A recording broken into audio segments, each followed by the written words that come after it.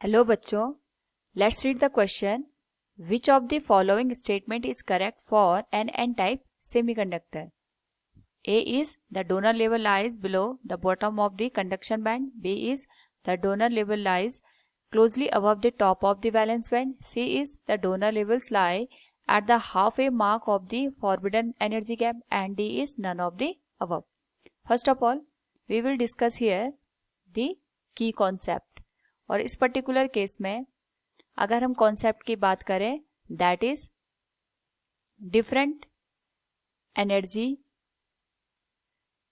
Level in n type semiconductor. तो जो n type semiconductor होता है, first of all we will discuss that n type semiconductor अपने आप में एक्सट्रिंसिक सेमीकंडक्टर होता है. एक्सट्रिंसिक का मतलब होता है जब हम यहाँ पे किसी भी प्योर सेमीकंडक्टर में लाइक सिलिकॉन और जर्मेनियम में डोपिंग करा देते हैं, या तो पेंटावेलेंट एटम की या तो ट्राइवेलेंट एटम की.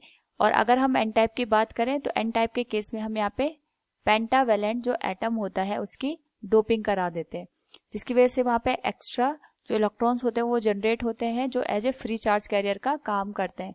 वहाँ पे जो नंबर ऑफ इलेक्ट्रॉन्स होता है उनका नंबर ऑफ होल से ज़्यादा होता है.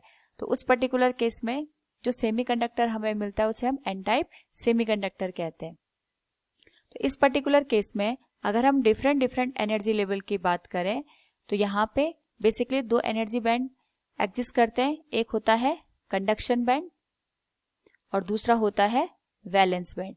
तो वैलेंस बैंड एक तरीके से outermost shell of the atom को इंडिकेट करता है, जहाँ पे इलेक्ट्रॉन एग्जिस्ट करते हैं और बाउंडेड होते हैं टू द न्यूक्लियस. और जो कंडक्शन बैंड होता है, कंडक्शन बैंड में फ्री इलेक्ट्रॉन्स प्रेजेंट होते हैं, जिनकी हेल्प से यहाँ पे इलेक्ट्रिसिटी फ्लो करती है. नाउ अगर हम बात करें यहाँ पे सेमीकंडक्टर के केस में, तो सेमीकंडक्टर के केस में जो वैलेंस बैंड है और कंडक्शन बैंड है उनके बीच में एनर्जी का गैप आता है, जिसे हम कहते हैं फॉरबिडन एनर्जी गैप. और इसी फॉरबिडन एनर्जी गैप की वजह से यहाँ पे इलेक्ट्रॉन्स को वैलेंस बैंड से कंडक्शन बैंड में जंप करने के लिए एक्सटर्नल एनर्जी की रिक्वायरमेंट होती है. तो अगर हम यहाँ पे प्योर फॉर्म में बात करें या इंट्रिंसिक सेमीकंडक्टर की बात करें तो यहाँ पे जो थर्मल एनर्जी होती है उसकी वजह से कुछ इलेक्ट्रॉन वैलेंस बैंड से कंडक्शन बैंड में मूव कर जाते हैं, और जितने इलेक्ट्रॉन्स होते हैं उतने होल्स जनरेट होते हैं. But in case of n type semiconductor हम यहाँ पे पेंटावेलेंट की डोपिंग कराते हैं, जिसकी वजह से नंबर ऑफ इलेक्ट्रॉन्स होल से ज़्यादा यहाँ पे प्रेजेंट होते हैं. इसका मतलब यहाँ पे जो कंडक्शन बैंड होता है हमारा, कंडक्शन बैंड में जो फ्री इलेक्ट्रॉन्स होते हैं वो इजीली अवेलेबल होते हैं due to the presence of donor atom. तो जो डोनर एटम होते हैं वहाँ से इजीली इलेक्ट्रॉन्स रिलीज हो जाते हैं और वो कंडक्शन बैंड में मूव कर जाते हैं.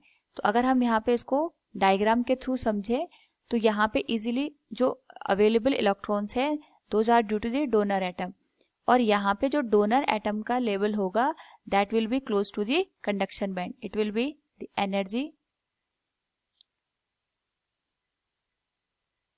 Level of donor atom. इसकी हेल्प से यहाँ पे जो इलेक्ट्रॉन्स होते हैं वो इजीली कंडक्शन बैंड में मूव कर जाते हैं. So from the given question which of the following statement is correct for an n type semiconductor? तो यहाँ पे हो जाएगा the donor level lies below the bottom of the conduction band. Option A will be the correct answer. Hope all you understood it. Thank you and best of luck.